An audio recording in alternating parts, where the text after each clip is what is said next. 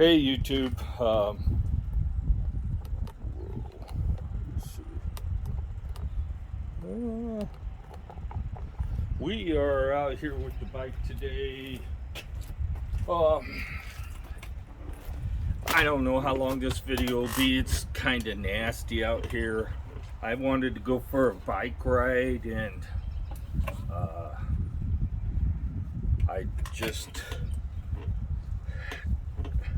I don't mind the rain, but I can't ride in thunder and lightning, and it is going to do that today.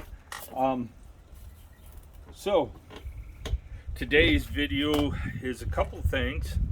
I've had this bike for 2 years now.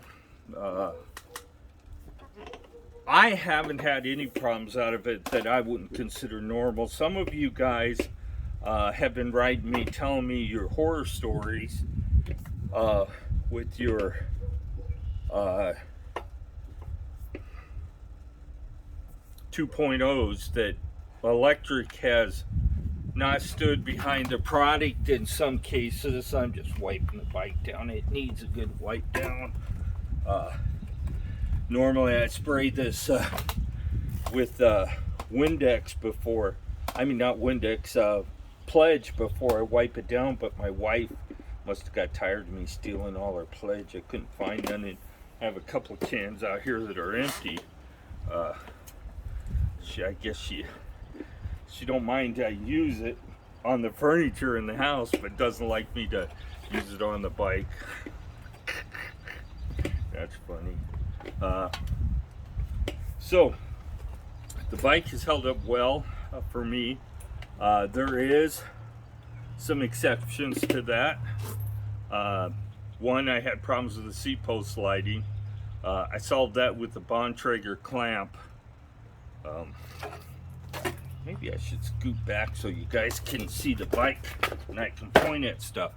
I'll have to check the camera.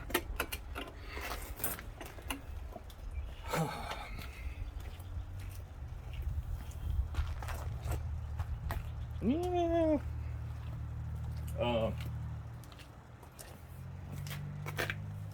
So this is a Bontrager clamp. It isn't the one that came on the bike.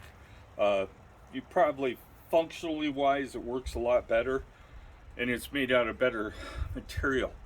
What happens is this clamp doesn't clamp the seat tube tight enough. Now, let me grab something, show you guys something.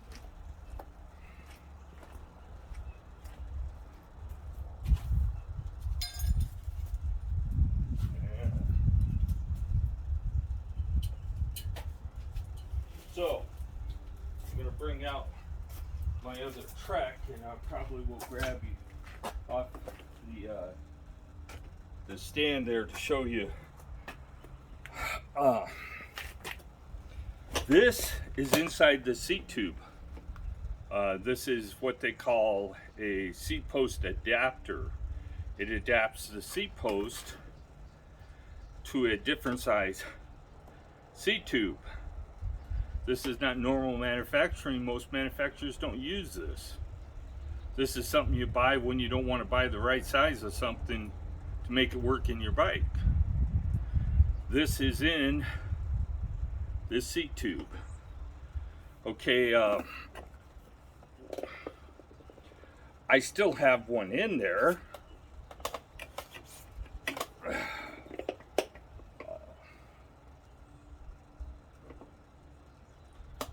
But, I ain't gonna take that out.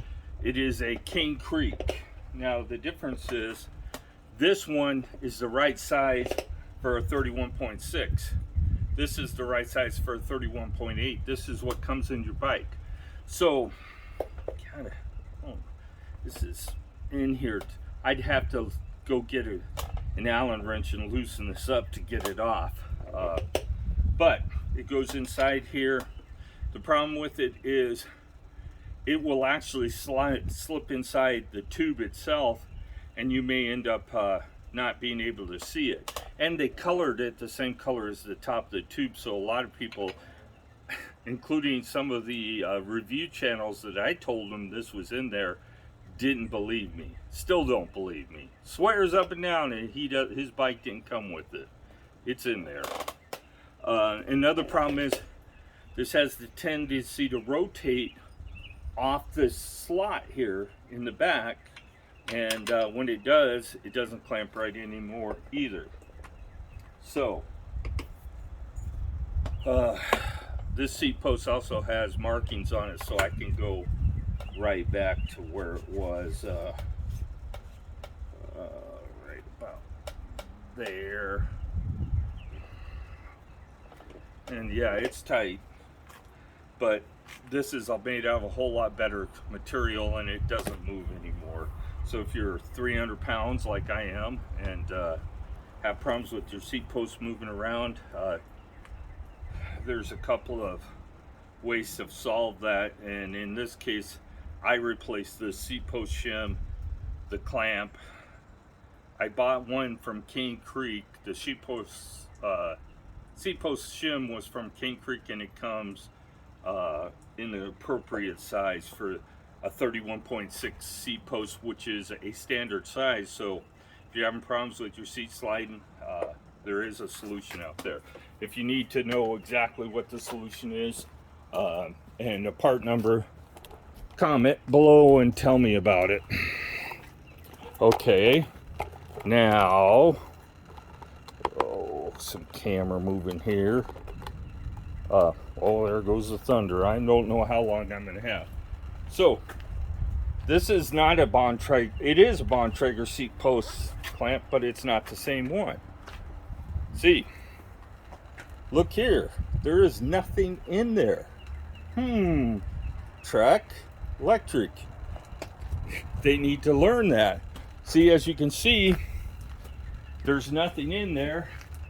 And in my electric, this would be mounted inside here. It won't fit in here because this is a different size than that one.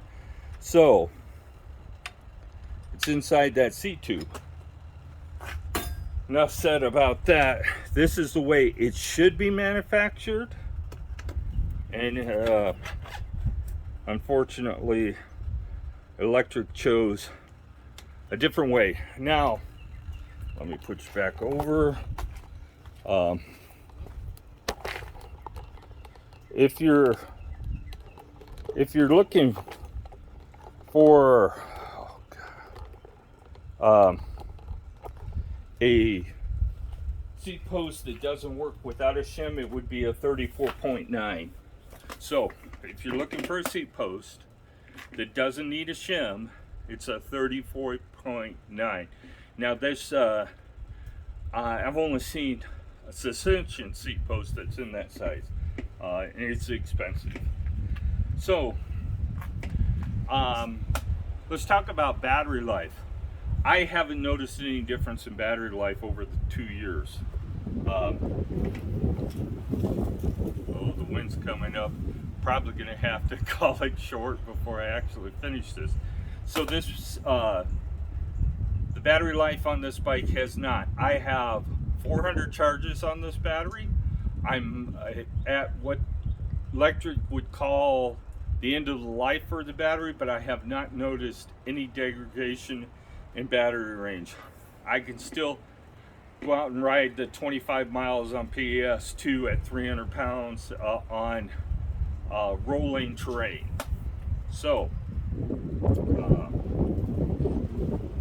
some people are saying that their batteries are giving up. Here's what I've done different than probably most people. I never take this battery down below 45 volts. Once I see that I go out for my ride, once I get to about the 10-mile mark, if I see it come off the first bar, then I know it's time to turn around, because I'm coming to the point that I'll be down in the 45 volt range when I get home. If you discharge this battery all the way every time you ride it, you're going to get less than what electric would consider normal life. So keep that in mind. So I'm still getting 25 miles of range at 300 pounds. I weigh slightly less than 300 pounds, but not much less. The bike is a little bit lighter than what it originally came in. Some of the parts that have been replaced are lighter than what the bike originally came with. So keep that in mind, but not much lighter. The tires maybe actually make up the difference in the weight. I am still haven't decided when I'm going to replace the tires, but they're at the end of their life. You could ride fine on a bicycle trail on these, but anywhere else you're gonna have problems. So 300 pound range with this bike after 2 years is still 25 miles. It could be a little more if I drain the battery completely, but I'm not going to do that. So I've done some, so a lot of you guys know what I've replaced, so I'm not going to really go over to that. So I have a new cable set here for the bike. It's to replace the brake cables. Shifter cables are fine, but the brake cables are have too much friction in them. So the brake cables go on the back one. The brake lever returns, but not well, and that's the cause of friction in the cable. So this cable runs through this wrap all the way over and down to there. There's a couple of tie points on here. If you can see them, and I can. There's one here, and then there's one over here. So you're going to need a couple of zip ties that don't come with this kit. Keep that in mind. I am not going to probably. Yeah, I guess I can get that unwrapped. I was a little concerned that I might not be able to get this unwrapped under here, but it looks like I can get it unwrapped, but I may not need to unwrap it. You do not need to remove much to change the brake cables. You don't need to take the levers apart. You don't need to do any of that. These are lined and have slick lube in them, and they're polished. It says slick lube housing, 30% lighter, pro slicked, and Kevlar reinforced cable housings. So they don't have the steel in them that the other ones do. So you're going to lose a little weight with this cable housing. These are $34.95, and they come available in 10 colors on Amazon. I can link it if you need to know, but it also, whoa, how do you like that? I guess if I just spread the legs out farther, it would have done that. $34.95. Karen's for her bike, she wanted a turquoise colored.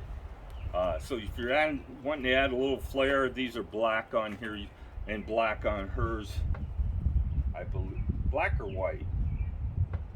Black. So keep that in mind if you want to add a little color to your bike. Although most of it's covered up, you can add a little color by changing your color. You get both cables, and make sure you buy the mountain bike. They make two different sets. This is the pro set. This is the more expensive of the two sets. You want a mountain bike brake cable kit. And Jaguar is a new company to me, but I've heard good things about it, so they're made in Taiwan. So range is still good on the bike. The brake cables are going to get changed, and videos on the electric have been slow because we haven't left and went anywhere, so I haven't rode the bike anywhere really. I've rode it a couple times this year just to give it some exercise. Not that it really does anything. I brought it out when they've done new bikes. They've done 2 this year. The BMX electric, a little shorter. uh, and less power. I don't know what else to say about it. I think it's a last mile bike, and it's only meant for somebody that needs to commute, finish commuting to work, or only going to run short distance in town, maybe for kids. Not really meant for adults. And those of you that really need a small bike, you might be able to ride the light a little easier than you can ride this. But keep in mind, if you buy one of these, the 2.0s are for your husband, and you decide you want the light, keep in mind you're not going to have the range he is. You're going to be riding a dead battery long before he will. So keep that in mind. Now I'm going to start doing these. These are just going to be a regular Sunday thing where I come out and talk about the bike industry, my bikes, just general topics, just a Sunday talk. Now the XP Premium has the same size wheels and tires that this does, so if you thought you might want a wider tire, you might look at the XP Premium.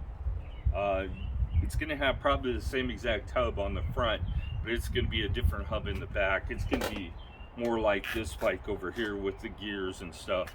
The bright side of this all for you guys is when it comes to replacements, you can go buy whatever quality back wheel you want. If you have problems with the spokes loosening up or have problems with anything in the back wheel, you can take your back wheel to a bike shop and have the back wheel rebuilt into whatever you need. If you need a stronger back wheel, they can do it for you. So they may be limited on rims, but hubs and spokes are not going to be a limiting factor like it is on this bike. So there is some bright sides to what they did with the going to a mid-drive. Some people are saying that some people have done 50 miles on it throttle only.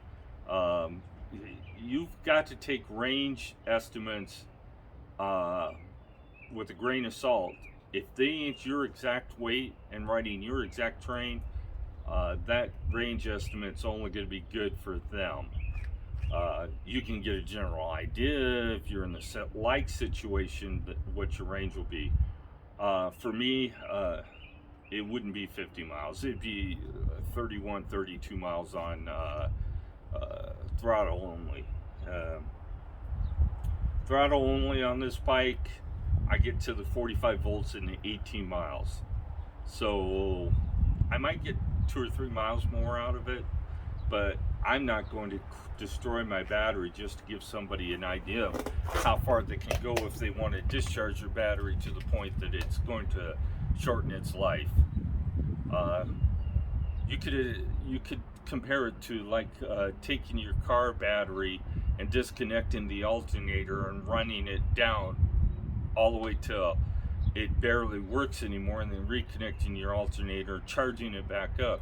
How long do you think it's going to last? Not very long. And that's the problem with lithium batteries, is if you discharge, or any battery, if you discharge it to its absolute limit every time, the length of time it'll last is degraded. So I charge this battery every time I ride. Don't care if I go out and ride 5 miles or 20 miles, it gets charged every time. I leave it in a fully charged state during the whole summer. I'm hoping it's fully charged. I'm pretty sure I charged it when I came back. Yeah, it's fully charged right now.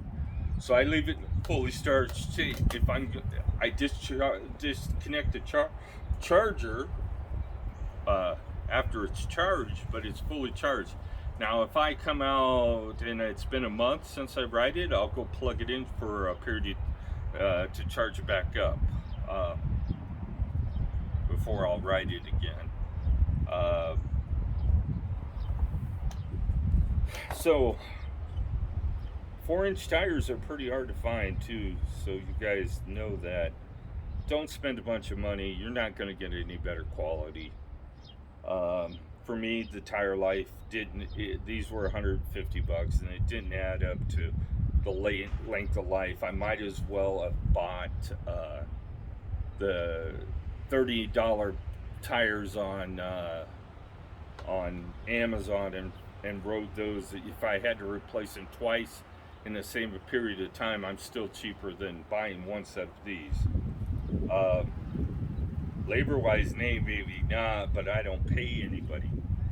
And coming to the people having problems with electric customer service, I'm sorry that I can't give you my experience with electric, because I only dealt with their customer service once, and that was with this seat.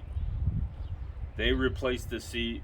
They replaced it with their comfort seat, which turned out to be a piece of crap too. If you guys are thinking about buying that comfort seat, if you're 130 pounds, you might be okay. If you're 200 pounds, you're never going to be okay with that seat. It's going to break and fall apart. And it's going to do it at a time that is very inconvenient for you. If you're out on a bike ride, unless you can stand on the pedals all the way home, you're going to be walking. So keep that in mind. The seat broke on Karen. She's working on seat number 4. I'm on seat number 3. I put the electric seat that she had on her bike originally on this, wore that out, was going to recover it, and then I was thinking, that's a lot of work to recover it for what it's worth. So this is a specialized seat. It's body geometry seat. No problems with it. It's got gel in it. It's comfortable for me, and it works. And it's a short seat. It works really well. It's got a vinyl cover on it like the electric, but the electric one I wore through the nose of it within a couple of weeks of getting them. And in the first 4 weeks of the bike, I ruined 2 seats by wearing the nose out, wearing jeans. The seats on the Trek we're going to replace. They are not meant for somebody our body weight. Yeah, really. So that's coming. I'm going to be replacing those seats. I'm probably just going to go to the bike shop and buy another one of these specialized seats, because I really like the seat and put it on it. Seats are such a personal choice, and some of you guys have listened to what I've said, and others of you have kept on buying these Cloud 9s and comfort seats and Amazon, and then some of you have had luck, some of you haven't.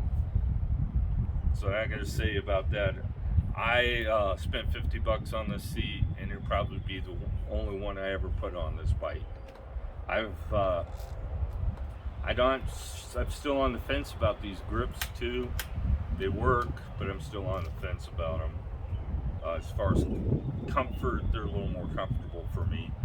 So I'll be doing, depending on weather, I'll be doing this, because this is going to be a fairly long process, and I want to do Karen's on the same day, so I'm going to see when we're going to get her brake housings.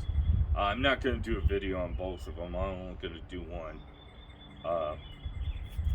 And then I'll show you guys from start to finish what it takes to do this. Tools wise, you probably need a cable house cutter. I'm not even sure where mine is. Ooh, that might be a tough one. I haven't seen it in years. A long time. You could use side guides if you have to. They have to be fairly big. And besides, I think these are just Kevlar. Kevlar compressionless linear house iron. So these aren't even steel, they're Kevlar. so it should be able to cut those. It's in like 5 different languages. And then this comes with stainless steel cables, and you can cut those with wire cutters too. Um, Sometimes it works better if you solder where you want to cut first and then cut, and I might do that. That's the plan anyway. We'll see. The steel cables on here, I could not get solders to stick to. They are that crappy of a quality. So these are stainless steel housings. I mean cables with Kevlar housings. So they're lighter, stronger, and have pre-lubricated housing, so they'll work really well. And you guys will see that. My front one works better than Karen's because I took it out and lubed it up.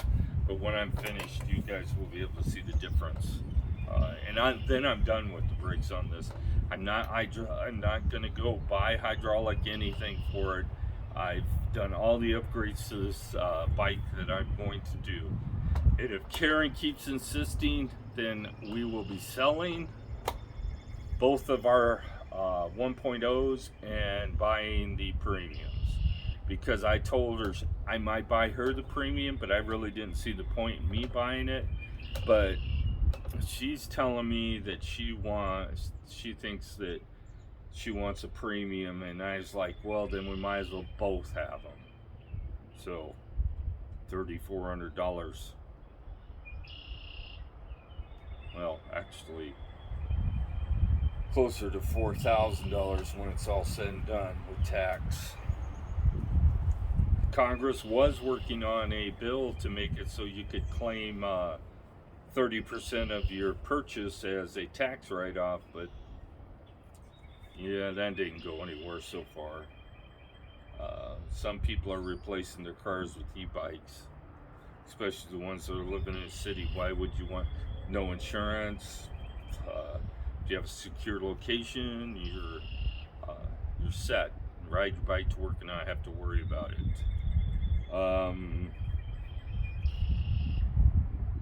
So sometime this week when the weather cooperates, I will get out and get these cable housings changed and show you the difference in the braking. They will feel closer to what hydraulic brakes feel like when you're done upgrading, but this comes with everything you need. Again, it's a Jaguar. It comes with all these different cable end caps and what those are. Anyway, it comes with rubber donuts if you need to put a rubber donut on your frame. Good quality cable housings will make a great difference into your brake feel and whether or not your brakes rub after. If you've ever been riding on your electric and squeeze the brakes and then heard rubbings afterwards after you brake, that's because the brake pads didn't open up all the way again, and now you need to grab the lever and let it pop back when it does that. If you're having problems with that, this is going to solve that. It should have more than enough return pressure to pull the cable back all the way once we change the housings. Oh, I've been talking too long anyway. So I'll get this uploaded. I'm going to start doing this every Sunday. Just come out and talk. Maybe I'll do a YouTube live on Sundays so you guys can ask questions. Haven't thought about that. I guess I could bring on a good day, outside day, when it's sunny and not too windy, I could bring my laptop out and set it somewhere where I can see it and answer your questions as I can, as you ask them. So that's maybe something I might be willing to do in the future if I can get Karen to look at the questions, or if I can get the laptop where I can see it, and so I can point out things on the bike and have a hand there to show you. So I'm gonna call it a video. You guys have a great day. I wish the weather was a little better. I would do this break housing now, but they're calling for thunderstorms and lightning here in the next few hours, and it just doesn't make sense to start something and then have to stop the video and wait for a day or two to start it again. I'd rather do this all at once. If you have any comments, questions, it's actually starting to rain right now. Just put them in there. Put them in, like, dislike, call me an old fat bastard, whatever you want to do, but put them on. Any comment's a good comment.